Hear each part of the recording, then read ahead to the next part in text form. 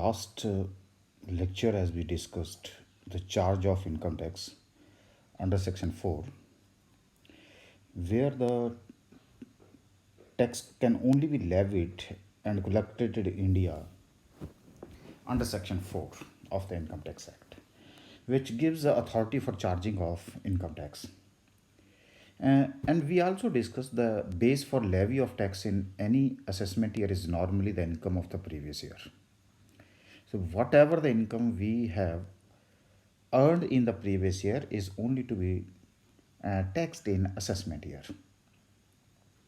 But we also discussed that, however, in some of the cases, income tax may also be charged in respect of the income of the period other than the previous year, in which we discussed the exceptions for it.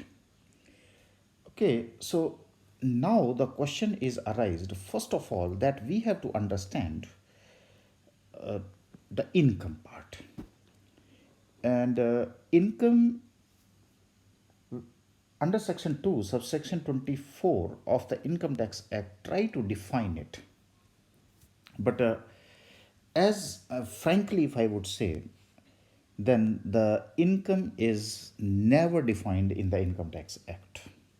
Section 2 subsection 24 of the Income Tax Act has given only the inclusive definition. So therefore, first of all, the question is arised that before charging of the income tax, we must have the knowledge of the income. What is the concept of the income? So in the concept of the income, first of all, what is income? This discussion we will make in this lecture. So what is meant by income? Section 2 subsection 24, as I discussed, has not defined the term income, but has given the inclusive definition. Inclusive definition का मतलब यहाँ पे क्या है कि what is to be included and what is not to be included.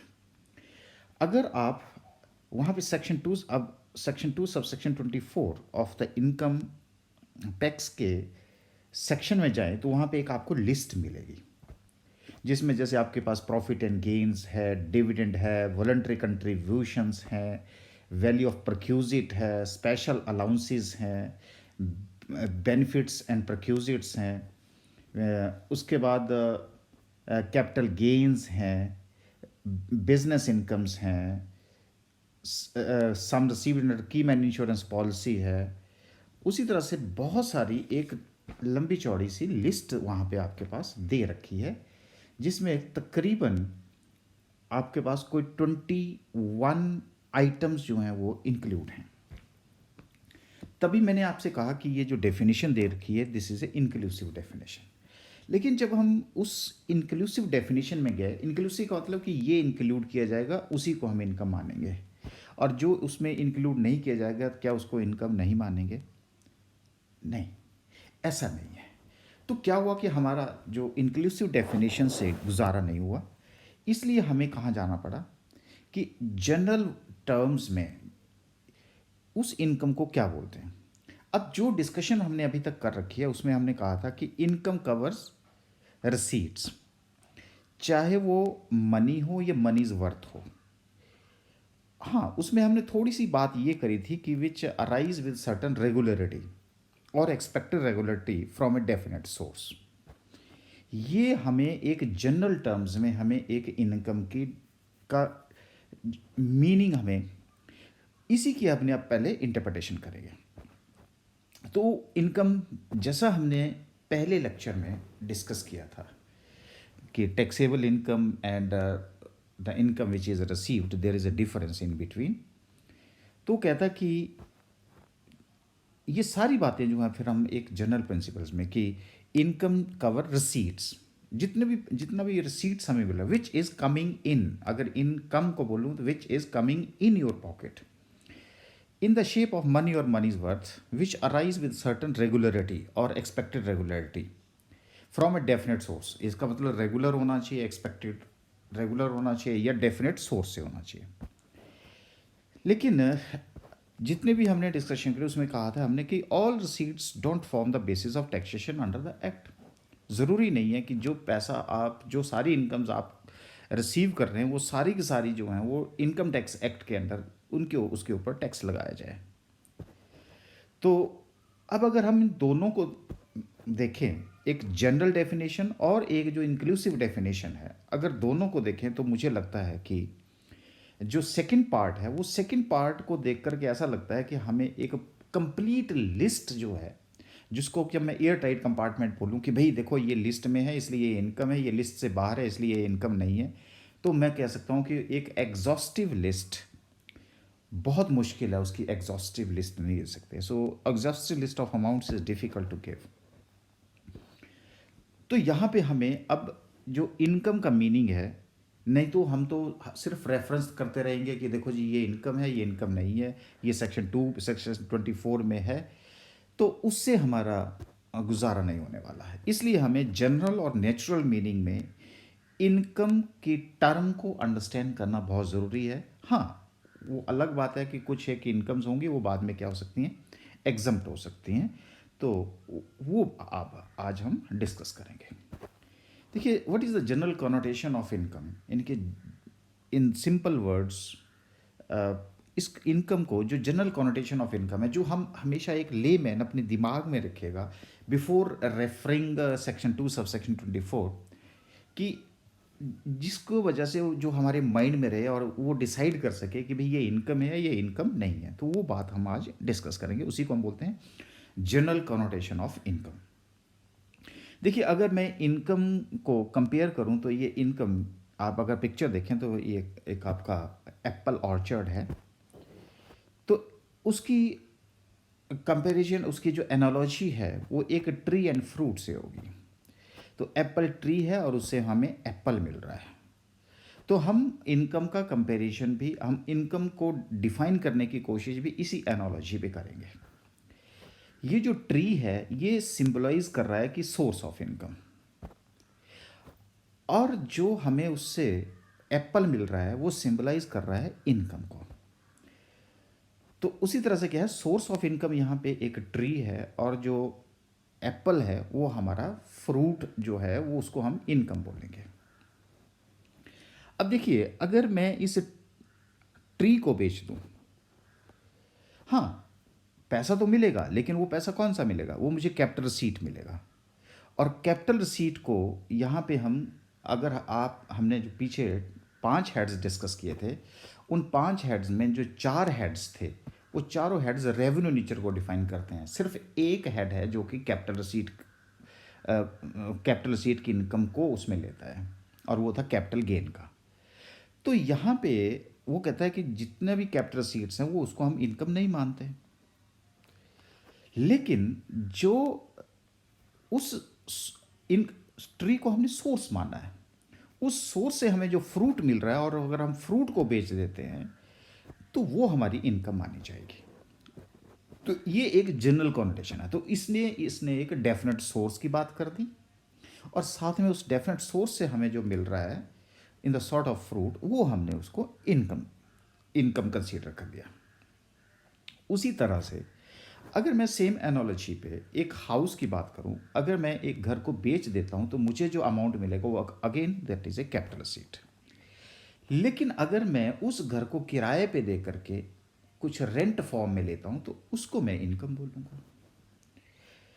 तो उसी तरह से अगर मैं एक मशीन है जिससे मैं प्रोडक्शन कर रहा हूँ फैक्ट्री में, अगर मैं उस मशीन को बेच दूंगा तो मुझे कैपिटल रिसीट होगी।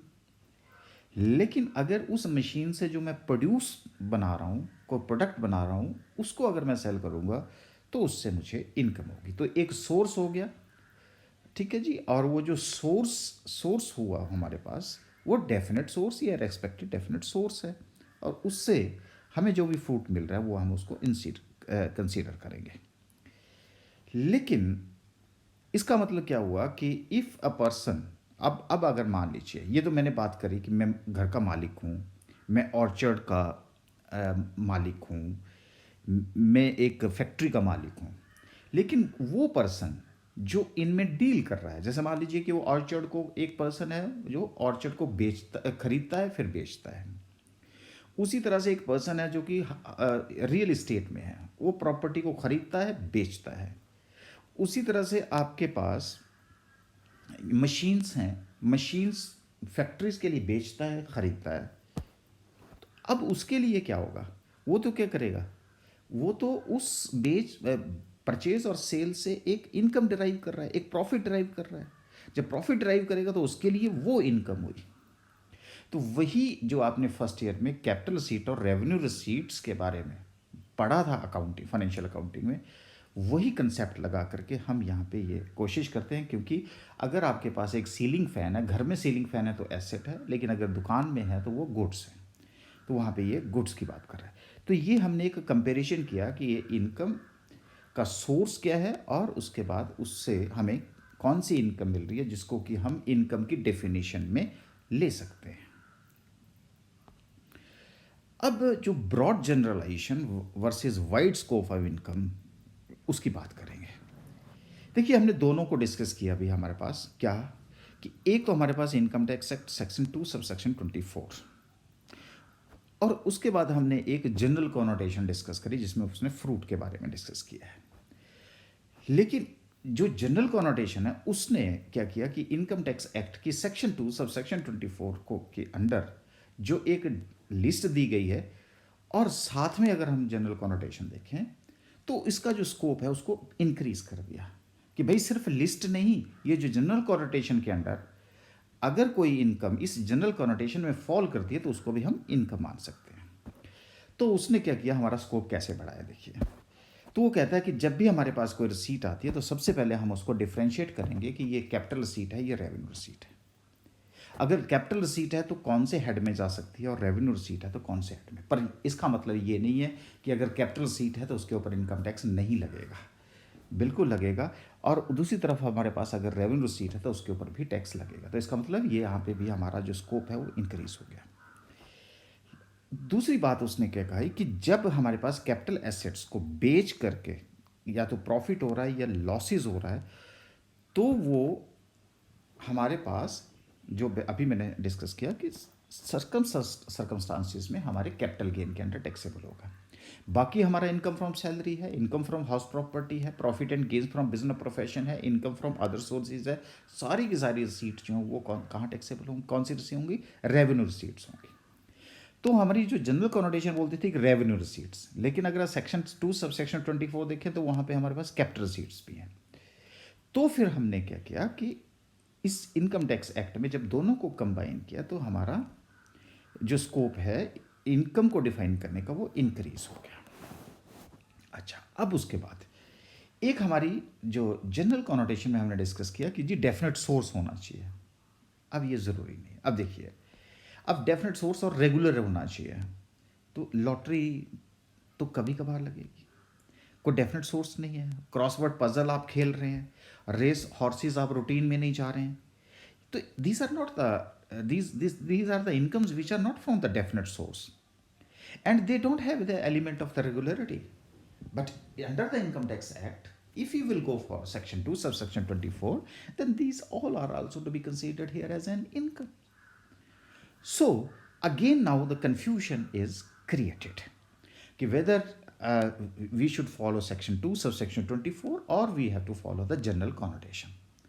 तो मैं आपको बता दूं कि दोनों को हमने कंबाइन करने के बाद इनकम को, तभी तो हमने इसको बोला कि what is the basic concept of the income. जब हमने इनको कंबाइन किया तो कंबाइन करने के बाद जो हमारी नेक्स्ट डिस्कशन हुई कि what are the principles that explains the income. अब यहाँ पे कौन से रेलेवेंट फैक्टर्स हैं, कौन से इरेलेवेंट फैक्टर्स हैं, that we have to discuss now. तो सबसे पहले हमारे पास क्वेश्चन राइज होता है कि रेगुलरिटी ऑफ इनकम, कि क्या जी इनकम में रेगुलरिटी होनी चाहिए या नहीं होनी चाहिए। तो now in case of the regularity of the income, देखिए regularity, expected regularity, definite source, it is not necessary. But हाँ, इतनी सी बात है कि वो एक सोर्स से आना चाहिए, एक रिटर्न आनी चाहिए। और वो चाहे आपकी विंडफॉल जैसे आपकी लॉटरी है, क्रॉसवर्ड पजल्स है। तो इसका मतलब क्या हुआ कि रेगुलरिटी हो भी सकती है, रेगुलरिटी नहीं भी हो सकती है। दूसरी बात है कैश और काइंड की।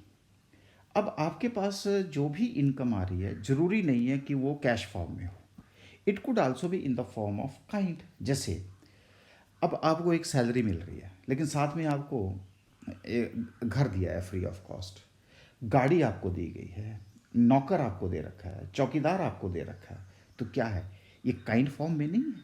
अगर ये काइंड फॉर्म में है तो यहाँ पे इनकम में ये कहा गया है कि जरूरी नहीं है कि जितनी भी रिसीट्स आप कैश फॉर्म में करते हैं सिर्फ उन्हीं को ही इनकम माना जाएगा। It could also be in the terms of the kind also. तीसरी बात है कि income to be derive from outside. Simple सी बात है, देखिए कोई भी पर्सन जो है वो ट्रांजेक्शन अपने आप से तो कोई ट्रांजेक्शन नहीं कर सकता ना। अब मान लीजिए अगर आप अपने बिजनेस से घर के लिए कोई आइटम ले जाते हैं तो आप फाइनेंशियल अकाउंटिंग में आपने क्या किया, उसमें तो फटाफट से कर देते थे कि जी कॉस्ट प्राइस के ऊपर इसकी वैल्यूएशन ऑफ स्टॉक कर देते हैं। लेकिन मान लीजिए कि अगर आप अपने घर को आइटम ले जाते हैं तो क्या आप अपने आप से ट्रांजेक्शन कर सकते हैं और एक बार बोलें कि ये जी कॉस्ट प्राइस है, ये मार्केट प्राइस है, इन दोनों का डिफरेंस जो है प्रॉफिट है? नहीं। इसलिए मैं कह रहा हूँ कि income should be in that amount should be treated as an income which is to be derived from outside. अब जैसे अभी आप हम अपनी बुक्स में अपनी एसेट्स की रीवैल्यूएशन कर देते हैं। जब रीवैल्यूएशन करते हैं तो जी 10,000 के आइटम 12,000 में बुक्स ऑफ अकाउंट में शो कर दी, तो क्या 2,000 आपको प्रॉफिट हो गया? नहीं हुआ। उसके लिए हमें कोई थर्ड पर्सन की ज़रूरत होती है, सेकंड पर्सन की ज़रूरत होती है। हम अपने आप से कोई ट्रांजैक्शन नहीं कर सकते। उसी तरह से जब गुड्स हम हेड ऑफिस से ब्रांच और ब्रांच से हेड ऑफिस भेजी जाती हैं तो क्या किया जाता है, कई बार हम prices are to be charge higher than the cost just to conceal the things. तो क्या वो हमारे पास इनकम आ गई? नहीं, that is again not the income.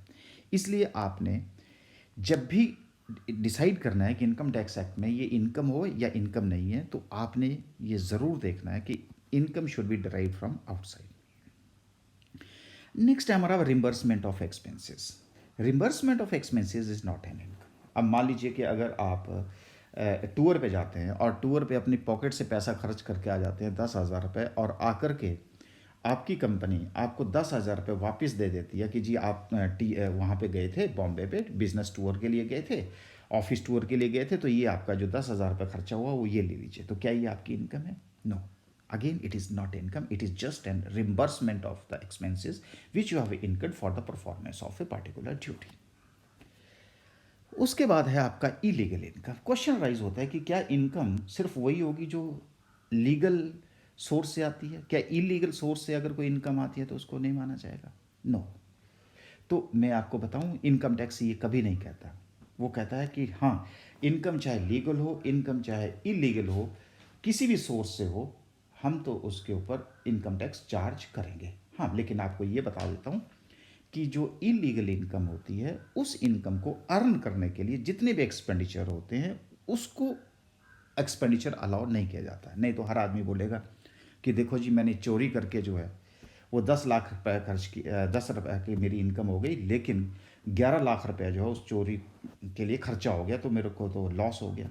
तो ऐसा नहीं है। तो इतना सा, तो इसलिए टेंटेड इनकम जिसको बोल दे सकते हैं या इलीगल जिसको उनको बोल सकते हैं, तो there is no difference between legal and tainted income. Even illegal income is taxed just like an legal income. अब उसके बाद आता है कि डिस्प्यूटेड इनकम। कई बार क्या होता है कि प्रॉपर्टी है, तीन लोगों के बीच की प्रॉपर्टी है, लेकिन वो केस जो है वो कोर्ट में पेंडिंग पड़ा है, उनको ये नहीं पता कि ये प्रॉपर्टी जो है वो किस किस की प्रॉपर्टी है, और उससे जो इनकम हो रही है वो मिस्टर ए कहता है कि ये मेरी प्रॉपर्टी इनकम है, मिस्टर बी कहता है मेरी इनकम है, सी कहता है मेरी इनकम है, तो उसको हम क्या बोलते हैं? डिस्प्यूटेड इनकम, जैसे रेंट फॉर्म में। तो मैं आपको बता दूं कि जो पर्सन उस इनकम को रिसीव कर रहा होगा वो उसी की इनकम मानी जाएगी। लेकिन इतनी सी मैं आपको बता देता हूँ कि उस पर्सन को ये प्रोटेक्टिव असेसमेंट करवा लेनी चाहिए। क्यों करवा लेनी चाहिए? क्योंकि कल को मान लीजिए कोर्ट से कोई डिसीजन होता है, अगर उसने प्रोटेक्टिव असेसमेंट करवाई होगी तो उस केस में अगर वो तीनों के बीच में भी बंट जाती है तो उसको अर्न करने के लिए जितना भी खर्चा उसने बियर किया हुआ है उसके लिए भी वो क्लेम कर सकता है। Another one is that is a contingent income. देखिए कंटीजेंट इनकम का मतलब होता है, contingent income is not an income. क्यों नहीं है इनकम?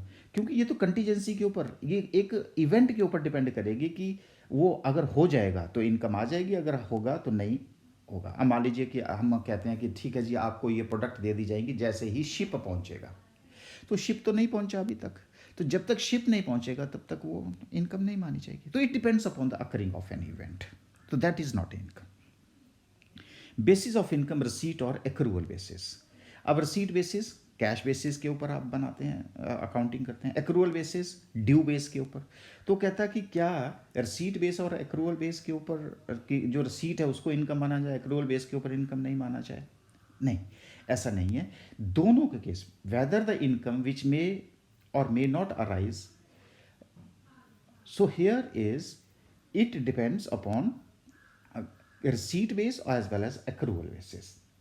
तो लेकिन इतना सा आप ध्यान रख लीजिएगा कि इन दोनों में से जो पहले होगी, या तो आपको रिसीव पहले हो जाए या आपको ड्यू पहले हो जाए, उसी टाइम उसको क्या मान लिया जाएगा? इनकम मान लिया जाएगा। लमसम और इंस्टॉलमेंट्स। कई बार आप क्या करते हैं कि जो इनकम है वो आपको लमसम इकट्ठा पैसा मिल जाता है और कई बार आपको इंस्टॉलमेंट्स में पैसा मिल जाता है। तो कई बार आप बोलेंगे देखो जी ये तो पैसा जो है वो इंस्टॉलमेंट्स में मिल रहा है इसलिए टैक्स लगेगा, ये लमसम में मिल रहा है इसके ऊपर टैक्स नहीं लगेगा। तो no, it is not affecting your tax liability. जैसे मान लीजिए कि एक पर्सन है, उसको हर महीने सैलरी मिलती है, लेकिन क्या हुआ कि पिछले 10 महीने से उसको सैलरी नहीं मिल रही थी और उसको एक इकट्ठा अमाउंट जिसको हम एरियर ऑफ सैलरी बोलते हैं वो मिल जाता है इकट्ठा अमाउंट, तो क्या वो इनकम नहीं मानी जाएगी? तो इसलिए मैं आपसे ये कह रहा हूँ कि चाहे आपको पैसा इकट्ठा मिले चाहे आपको किस्तों में मिले, whether you will, it is not going to affect its tax liability. Now another question is arise कि पर्सनल गिफ्ट्स। हाँ, ये जो पर्सनल गिफ्ट्स है ये मैं आपको बता दूँ कि ये जो पर्सन है, एक तो वो आपका पर्सनल गिफ्ट का मतलब क्या हुआ कि जो गिफ्ट आपने नेचुरल लव एंड अफेक्शन के अंडर ली है, जिसमें आपका पर्सनल रिलेशनशिप है, उसको इनकम ट्रीट नहीं किया जाता है। जैसे अब मान लीजिए बेटी है, वो सबका है, love and affection and personal relationship में आते हैं।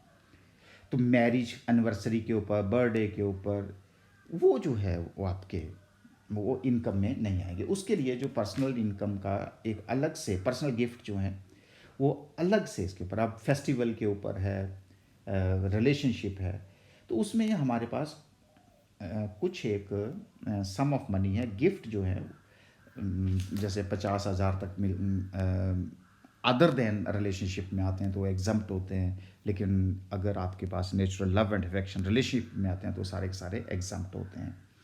तो ये पर्सनल गिफ्ट भी आपको एक तरह से इनकम का पार्ट माना जाएगा, लेकिन वो बाद की बात है कि उसको एग्जम्प्ट करना है या नहीं करना है। Next is that is a revenue receipts versus capital receipt. मैंने आपसे पहले भी कहा कि ये रेवेन्यू रिसीट और कैपिटल रिसीट, वैसे तो प्रामा फेसिया ऐसा लगता है कि जी रिसीट रेवेन्यू रिसीट ही होनी चाहिए और कैपिटल रिसीट्स जो हैं वो नहीं होनी चाहिए, वो इनकम नहीं होनी चाहिए। लेकिन मैंने आपसे ये पहले भी बताया कि इसको स्पेसिफिकली इंक्लूड किया गया है। वैसे तो हम रेवेन्यू जनरल कॉन्नोटेशन रेवेन्यू बोलता है, लेकिन कैपिटल रिसीट को हमने सेक्शन 2 सब सेक्शन 24 के अंडर उसमें इंक्लूड करके रखा है, इसलिए हमारे पास कैपिटल गेन का चैप्टर है। तो that incomes are by way of the capital gain होनी चाहिए, तब वो टैक्सेबल होगी, अदरवाइज नहीं होगी। स्पोर्ट्स अवार्ड होते हैं नॉन प्रोफेशनल के लिए, जिसको एमेच्योर बोलते हैं। अब आप एमेच्योर का मतलब अपनी खुशी के लिए जो खेल रहा है, तो उस केस में that is also not to be treated here as income. उसके बाद है composite income. Composite income, income tax जो भी जितना भी चार्ज किया जाता है वो एक पार्टिकुलर ईयर में जितने भी लोगों ने जितनी भी इनकम्स उस पार्टिकुलर ईयर में अर्न करी है, उस सबको जो है वो उसका एग्रीगेट किया जाएगा और एग्रीगेट करने के बाद उसके ऊपर टैक्स लगाया जाएगा। सो सिंपल सी बात है कि all incomes earn and received by the assessee during the year are to be taxable. तो इसका मतलब है कि कंपोजिट इनकम भी इनकम का पार्ट होगी। सबसे इंपॉर्टेंट टर्म है हमारी जो हम हमेशा आपको तंग करेगी, वो है एक diversion of income and application of the income. देखिए diversion and application of income में जिसको अंडरस्टैंड हो गया, मुझे लगता है कि बहुत सारी बातें उसको इनकम टैक्स में कैलकुलेट समझ आ जाती हैं। देखिए, जहाँ पे डाइवर्शन ऑफ इनकम होगा, सबसे पहले मैं आपको बता दूं कि जिसने ये डिफाइन कर लिया कि ये डाइवर्शन ऑफ इनकम है, उस एप्लीकेशन ऑफ इनकम है, तो पहले तो हमें ये क्वेश्चन राइज होता है कि इसको डिफ्रेंशिएट क्यों करना है। ये इसलिए करना है कि अगर वो एप्लीकेशन ऑफ इनकम है तो वो किसके हाथ में टैक्सेबल होगी? ट्रांसफरर के हाथ में टैक्सेबल होगी।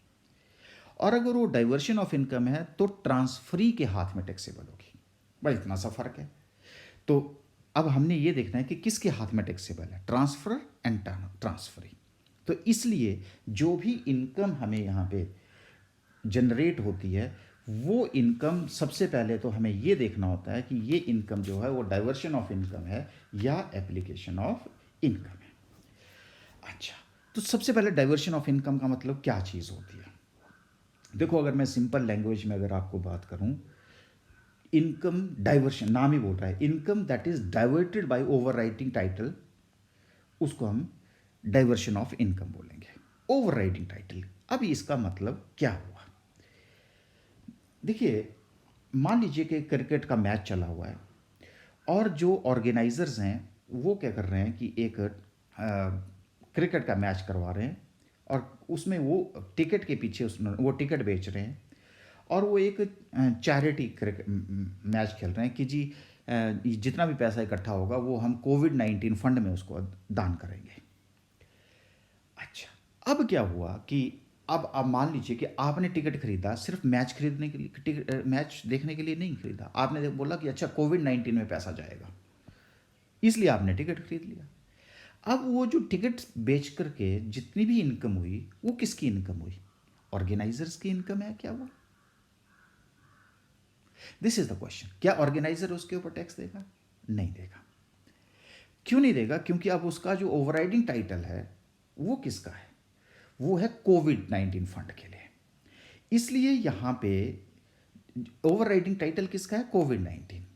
तो ये ट्रांसफरी के केस में टैक्सेबल होगा, यानी कि कोविड-19 के अंदर में वहां टैक्सेबल होगा, ना कि ऑर्गेनाइजर के हाथ में ये टैक्सेबल होगा। क्लियर है जी? तो यहां पे क्या है? लीगल ऑब्लिगेशन है। जब आप, तो यहां पे आप अपनी इनकम को, क्योंकि ऑर्गेनाइजर ने वो पैसा किसको ट्रांसफर कर दिया? वो कर दिया कोविड फंड को। तो यहां पे ऑर्गेनाइजर ट्रांसफरर है और कोविड-19 ट्रांसफरी है। अच्छा, अब उसके बाद आता है, तो इसका मतलब हुआ कि जब income is received by the person other than the person who is actually entitled for it. अब तो बात क्लियर होगी। मतलब यह है कि diversion of income refers that part of income over which someone else and not the assessee has a superior title, legal obligation. Superior title का मतलब लीगल ऑब्लिगेशन। ओके, अब उसके बाद है application of income. Application of income में अगर मैं बताऊं, वो है आपकी voluntary transfer of the income without any legal obligation. तो उसको हम एप्लीकेशन ऑफ इनकम बोलेंगे। जैसे आप मान लीजिए कि आप अपने पापा से 500 रुपीज़ क्या लेते हैं, पॉकेट मनी। अब आप क्या आपके पापा की ये में लीगल ऑब्लिगेशन है कि वो हर महीने आपको 500 रुपये दे? अगर मान लीजिए कि आपको 500 रुपये नहीं देते तो क्या आप कोर्ट जा सकते हैं? नहीं जा सकते ना। तो इसलिए लीगल ऑब्लिगेशन नहीं है। जब लीगल ऑब्लिगेशन नहीं है तो उसको हम क्या बोलते हैं? वॉलंटरी ट्रांसफर बोलते हैं। तो अब जो वॉलंटरी ट्रांसफर है, तो वो अगर मान लीजिए कि अपनी सैलरी में से 500 रुपये है, आपको पॉकेट मनी देते हैं, तो आपके पापा ट्रांसफर हुए, आप ट्रांसफरी हुए, तो किसके हाथ में टैक्सेबल होगी? आपके पापा के, चाहे आपके पास चली गई है। ठीक है? तो इसलिए income is received by a person who is actually entitled for it. तो आपके पापा ही उसके लिए एंटाइटल होंगे, वही उसके ऊपर टैक्स देंगे। वहां पर आप ट्रांसफरी टैक्स नहीं देंगे, क्योंकि आपके पास कोई लीगल टाइटल नहीं, आप उनके अगेंस्ट कोर्ट में नहीं जा सकते। लेकिन इससे पहले मैंने आपको बताया कि ऑर्गेनाइजर्स अगर वो पैसा कोविड-19 के लिए नहीं देते तो वो कोविड-19 के नाम वाले वो उसके ऊपर केस कर सकते थे, इसलिए उनका जो है वो ओवरराइडिंग टाइटल होगा। तो उसके बाद अब अगर हम देखें तो स्टार्टिंग में हमने कहा था कि जब भी हम इनकम टैक्स के लिए, जब इनकम टैक्स कैलकुलेट करते हैं तो वो किन किन फैक्टर्स के ऊपर डिपेंड करता है? स्टेटस होता है, रेजिडेंशियल स्टेटस, जो हम आगे डिस्कस करेंगे। उस तरह से आता है quantum of income and it's nature. तो अब हमारे पास थोड़ा सा ये आ गया कि क्वांटम ऑफ इनकम क्या होती है, इनकम की डेफिनेशन का हमें पता चल गया।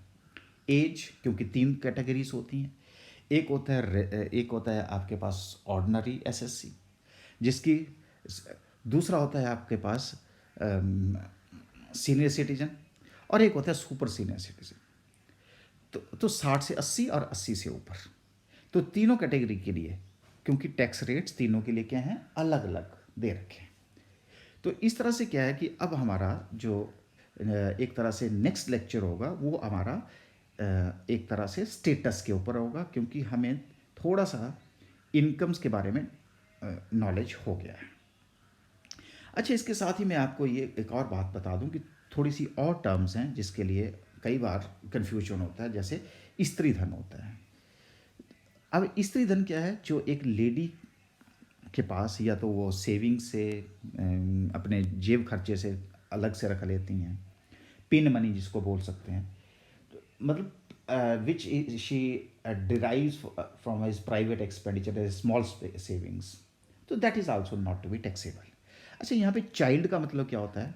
इनकम टैक्स में मैं आपको चाइल्ड का मतलब, चाहे वो स्टेप चाइल्ड है, चाहे अडॉप्टेड चाइल्ड है, चाहे मेल है और फीमेल है, ये उसमें उसी में इंक्लूड किया जाएगा।